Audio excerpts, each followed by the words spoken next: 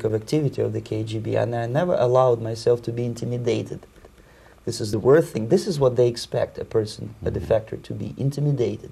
Once they spot that you are scared, they keep on developing that line, and then eventually you either have to give up entirely and work for them, or they neutralize you.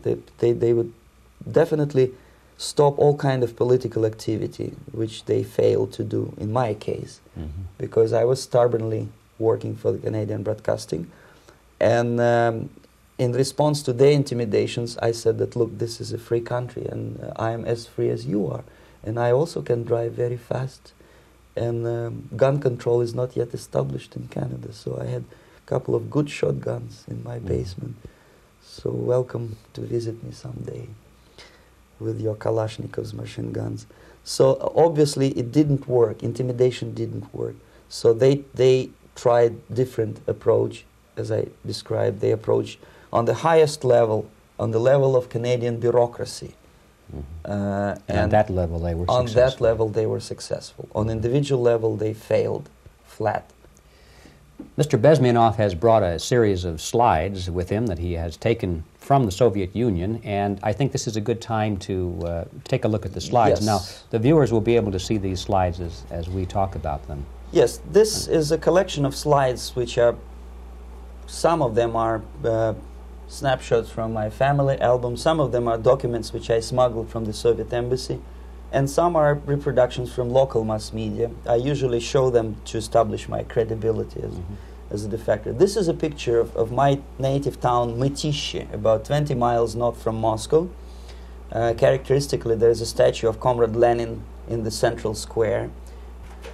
This is myself at the age of 7, again, characteristically, under the statue of Comrade Stalin, extending his friendly hand to peoples of the world. At that age, of course, I was still idealistically minded young communist, and I still believe that sooner or later things will go for better. But I realized that the system stinks, that something is fishy, and that ideology is fake. And the propaganda about advanced Soviet agriculture simply didn't meet the criteria of reality. If they talk about abundance of food and there is none in the stores, there must be something wrong. My father was, he is on the left here, my father was officer of the General Staff of the Soviet Army. He was inspector of land forces, Soviet troops stationed in countries like Mongolia, Cuba, East European countries. Were he alive today, most likely he would be inspecting Soviet troops in Nicaragua, Angola, and many other parts of the world.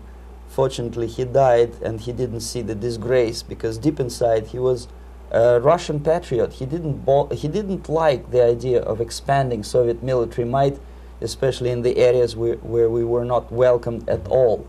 Unlike many other military officers, he was reporting directly to the Minister of Defense, bypassing KGB and diplomatic service. In other words, he was a trusted military professional. And my impression that this type of people are much less hawkish and adventuristic than party bureaucrats in Kremlin. When American mass media describes Soviet military as potentially dangerous counterpart for Pentagon, I simply laugh, because I know better. I know that the most dangerous part of the Soviet power structures are not military at all. Most likely, if they come to power in my country, they'll be more sensible negotiators for nuclear disarmament and withdrawal of the Soviet troops from many parts of the world. But if someone from the party structure or the KGB structure were to give the orders for a military intervention, they have to obey, they yes, would follow because them. they are professional military. But they, you see, the triangle of power and hate in USSR is the party at the top, the party elite, the oligarchy of the party, then the military and the KGB at the bottom. They hate each other, and the most hated triangle, the most hated corner of the triangle is the Communist Party bureaucrats. They are the most adventuristic, senile megalomaniacs. They can start war, I wouldn't be surprised. Not the military. They know what war is. Yes. At least my father did. This is the picture taken at the entrance of my Institute of Oriental Languages. It's a part of Moscow State University. I graduated in 1963, and I... Now, excuse me, which one were you on? I am on the right. You're on the right. And on the left is my my schoolmate Vadim Smirnov, who later was a apparatchik in the Central Committee of the Soviet Union Communist Party. What is an apparatchik? It's a functionary, something like civil service in British Empire. Someone who is never fired from the service. He stays there internally. He may not be promoted too high, but he's a dependable bureaucrat who will stay forever. I studied not only languages, but also history, literature, even music. I'm on this picture. I'm trying to learn how to play Indian musical instrument. I even tried to look like an Indian when I was second-year student. Not bad, really. Yes, actually, it was strongly encouraged by the instructors in my school, because the graduates of my school were later on employed as diplomats, foreign journalists, or spies. As every Soviet student, I was quote-unquote volunteering for harvesting grain in Kazakhstan. This is a biggest agricultural blunder of the Soviet government. But I didn't have much choice, of course, because the communist motto borrowed from the Bible says, "Those who do not work shall not eat." And you can see me eating, therefore I was working, and you can see how happy I was about it. I went through a very extensive physical and military training, including the military games in areas, suburban areas of Moscow. And here, for example, we are on a tour in Arkhangelsk area.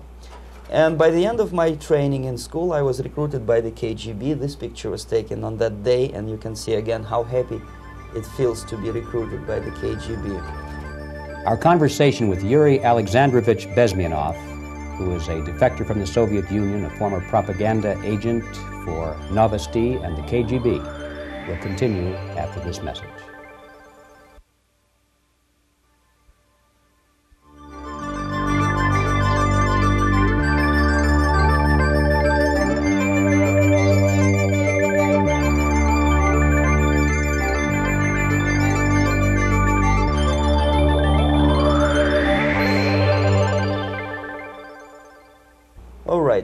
As every student in USSR, I went through very extensive physical and military training and civil defense training too. Unlike in the United States, where civil defense is virtually non-existent, zero. In USSR, every student, whatever his major subject, has to go through very extensive 4-year military and civil defense training. You can see me here with a group of students during one of the war games near Moscow. The main idea, of course, is to prepare a huge reserve army of the USSR. Each student has to graduate as a junior lieutenant. In my case, it was administrative and military intelligence service. My first assignment was to India as a translator with the Soviet Economical Aid Group, building refinery complexes in Bihar state and Gujarat state. At that time, I was still naively, idealistically believing that what I was doing contributes to the understanding and cooperation between the nations. It took me quite a number of years to realize that what we were bringing to India was a new type of colonialism, 1,000 times more oppressive and exploitative than any colonialism or imperialism in history of mankind. But at that time, I was still hoping that, well, maybe it's not that bad, could be worse, and things may go for better. And I even tried to implement the beautiful Marxist motto, "Proletarians of all the countries unite." I tried to unite with a nice Indian girl, and I was fascinated by Indian culture, by the family life in this country. But obviously, Communist Party had different plans for my genes, so I had to marry this beautiful Russian girl. In the span of my career, I married 3 times. Most of these marriages were marriages of convenience, on advice from the Department of Personnel. This is normal practice in USSR. When a Soviet citizen is assigned to a foreign job, he has to be married, either to keep family in USSR as hostages, or if it's a convenience marriage